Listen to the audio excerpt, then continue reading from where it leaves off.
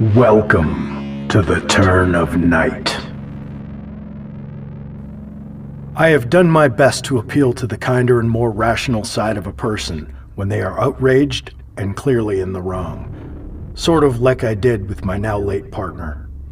Of course, his lifeless corpse was found and an autopsy showed no visible signs of foul play, and his temperament has been vouched for by several of those who knew him best, including yours truly.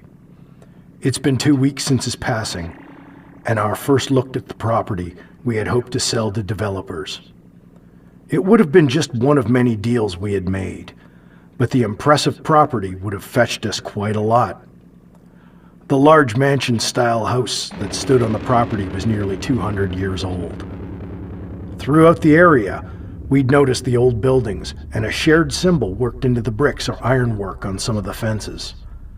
I'd been curious about it, but my partner always scoffed and dismissed it as money we hadn't made yet. Personally, I assumed it was part of a design that didn't quite catch on. Needless to say, we didn't share a mutual love of architecture unless we had a payday to look forward to. Approaching the house from the driveway where we'd parked, an older man began shouting at us, pleading for us to leave. He claimed that he knew why we were there and that we should back away now. My partner called him a rude name or two and laughed him off. The man insisted that the people in the area were happy with the way things were and simply put it out of their minds as a means of carrying on.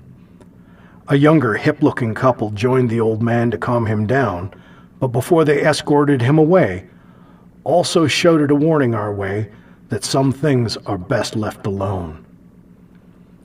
Entering the house with our own key, we'd noticed that the inside was fairly clean and clear of the expected dust.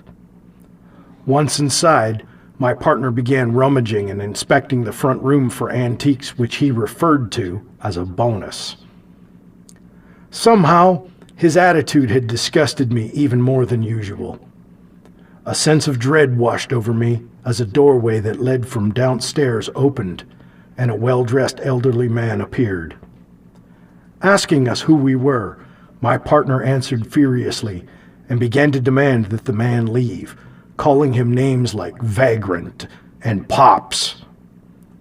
The man explained that he'd lived there nearly 50 years after the house was first built. Of course, this did not faze my partner. I attempted to calm the situation, but stopped in my tracks when my partner declared that everything in the house was ours. As he reached for a wooden box, I noticed that it was adorned with the same strange symbol as seen on other local structures.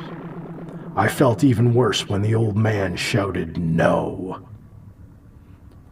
My partner carelessly opened the box, and a fragmented, stained glass-like burst of purple light sprung forth. It was like no laser light, effect, or pyrotechnic I'd ever seen. In the center, an arm, not quite human, reached from the center of this ghastly aura and grasped my partner by the throat. The old man quickly produced an odd-looking key and began to loudly recite words that were foreign to me, unlike any language I'd ever heard before. The bodiless arm and surrounding aura began to dissipate and flicker like a strobe light, although I can't be sure of much else in that moment. I've no shame in telling you that I grabbed my partner and took off.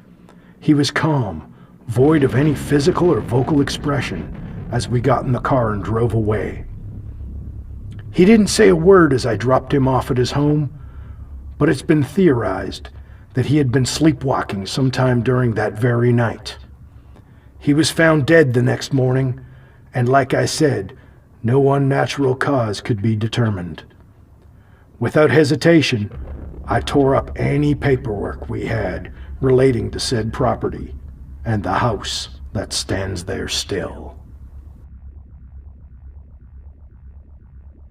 The lights are on as the evening shadows are creeping in. Hopefully, you won't get caught in the turn of night.